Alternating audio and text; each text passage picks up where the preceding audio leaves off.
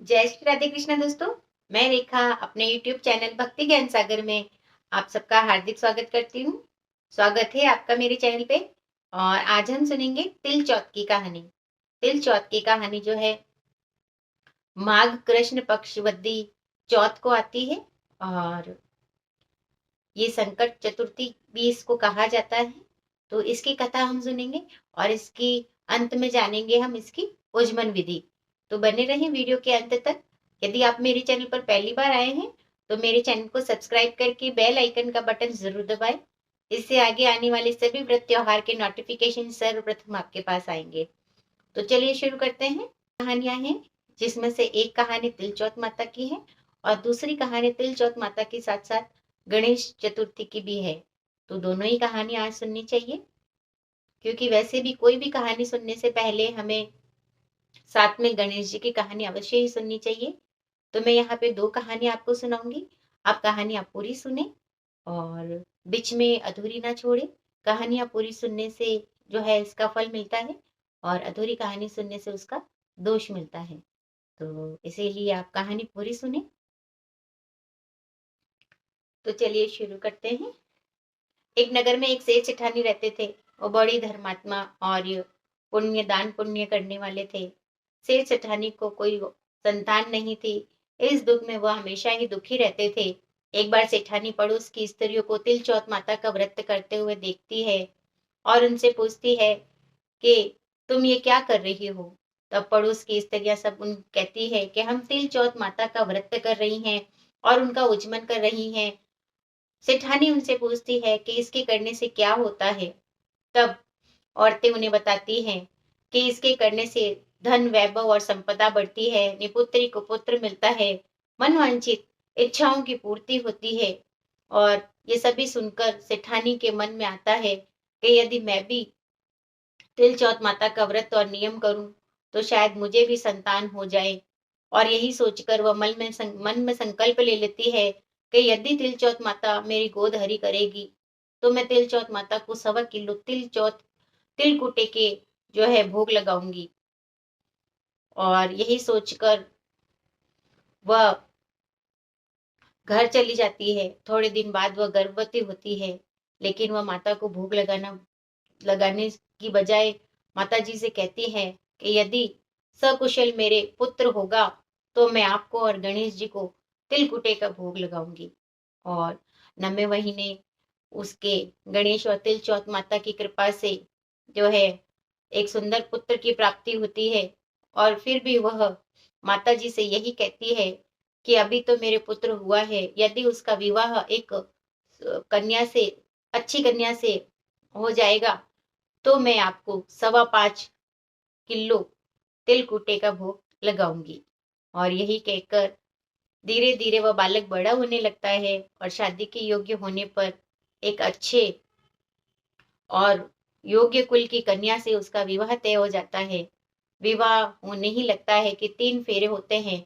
और उस समय भी जो है सेठानी तिलकुटे का भोग लगाना भूल जाती है। तब माता कुपित होकर उसे तीसरे फेरे में ही उठाकर ले जाती है और पीपल के वृक्ष के नीचे छुपा देती है। पीपल के वृक्ष के नीचे छुपाकर और वहां से चली जाती है। थोड़े दिन बाद जब उसकी बहू गौरा माता का व्रत करती है और पीपल की पूजा करने के लिए घर से निकलती है, तब पीपल में बैठा उसका पति उससे कहता है, आओ आओ मेरी अर्ध ब्याही बहू आओ, और मैं यहाँ बैठा हूँ। तब वह देखती है कि पीपल के अंदर से एक दूल्हा बना हुआ लड़का उसे बहू बहू कह के पुकार रहा है। ये सब सुन के वो भागी भागी जाती है और अपने माता पिता को सारी बात बताती है।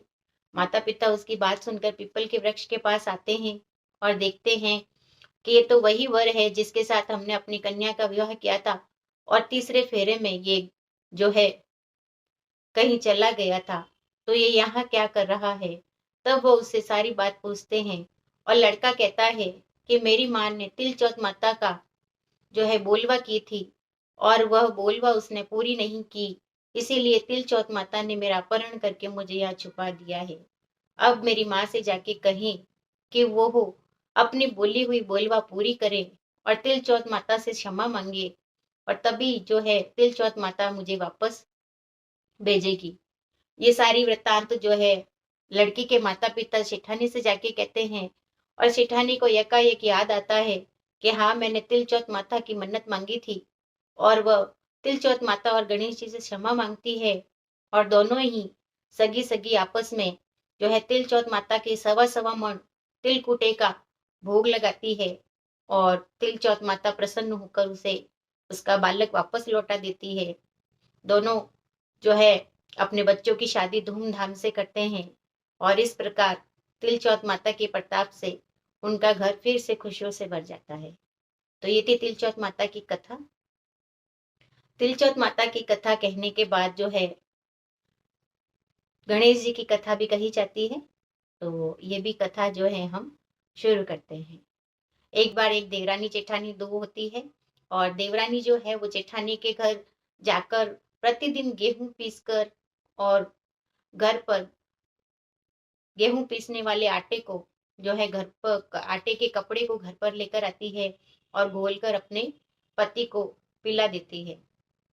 एक दिन जेठानी के बच्चे देख लेते हैं और जाके माँ से कहते हैं कि माँ माँ माँ माँ, चाची जो है वो रोज अपने घर से आटे का कपड़ा ले जाती है और चाचा को घोलकर उसको चूरण को घोलकर आटे को जो है वो घोल चाचा को पिला देती है।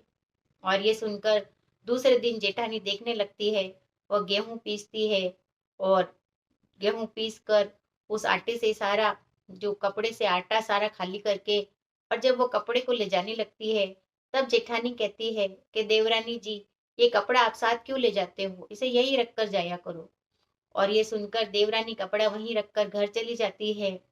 घर जाने के बाद उसका पति उससे कहता है कि आज तुमने आटे का घोल नहीं पिलाया, मुझे भूख लगी है। तब वह कहती है कि आज कपड़ा जेठानी जी ने अपने पास ही रखवा लिया, इसीलिए मैं घोल नहीं ला बना पा रही हूँ। ये सुनकर उसके पति को गुस्सा आता है, और पास पड़ी छड़ी से वो उसे जोर जोर से पीटने लगता है, और पीट पीट कर जब थक जाता है तब वह घर से निकल जाता है। और वहीं पर वो रो कर वहीं पे भूखी प्यासी ही सो जाती है। रात्रि में गणेश जी आते हैं और उनसे पूछते हैं, क्योंकि वह गणेश जी की बहुत ही अच्छी भक्त होती है। तो गणेश जी उसके सपने में आके उससे कहते हैं कि तुम सोई पड़ी हो, और तुम आज भूखी क्यों सोई हो, आज तो तिल चौथ है और तुम आज भूखी हो। और वह कहती है कि हाँ, मैं भूखी हूँ क्योंकि मेरे पति भी भूखे हैं, और आज जेठानी जी ने आटे का कपड़ा अपने पास रख लिया था, इसीलिए हम चूर्ण का घोल नहीं बना पाए और कुछ नहीं खा पाए। इससे क्रोधित होकर मेरे पति ने मुझे बहुत पीटा, और जिसकी वजह से मुझे निंद्रा आ गई। और गणेश जी कहते हैं, किंतु आज तो तिल चौथ है और मुझे तो खूब भर भर के तिल कूटा खाने को मिला। अब मेरा निपटने का मन हो रहा है, और तुम चाहो, तुम मुझे बताओ कि मैं कहाँ निपटूं। और उसे सारी बातें सुनकर गुस्सा आता है, और वह सोचती है कि मैं तो यहाँ रो रो के भूखी प्यासी पड़ी हूँ और इनको निपटने की पड़ी है। और वह गुस्से में कहती है, जहाँ चाहे निपट लो, मुझे क्या। और गणेश जी पूरे घर में जो है निपट निपटा के आते हैं और कहते हैं कि अब मैं कहाँ पहुंचूं। तो फिर वह गुस्से में कहती है कि मेरे सर पे ही पहुंच लो, और गणेश जी उसके सर पर ही जो है घसीटा लगाकर अंतर ध्यान हो जाते हैं। थोड़ी देर बाद जब वह आंखें खोलती है तो देखती है कि पूरे घर जो है हीरे मोती जवाहरात से भरा हुआ होता है, और उसका ललाट स्वर्ण के समान चमक रहा होता है। वह तो उठकर सारा धन बुहारने में लग जाती है, और इस बीच उसको जेठानी के घर जाने में देर हो जाती है। इधर जेठानी सोचती है कि अभी तक देवरानी नहीं आई, और वह कब आके गेहूं पीसेगी, कब खाना बनेगा। जाओ बच्चों, देख कर आओ चाची कहाँ रह गई। और वह चाची के घर जाकर देखते हैं कि चाची तो धन बोरने में व्यस्त है। इतना धन देखकर वो माता को जाके कहते हैं कि माँ माँ, चाची तो धन बोरने में व्यस्त है, और आज तो चाची का घर हीरे मोतियों से भरा पड़ा है।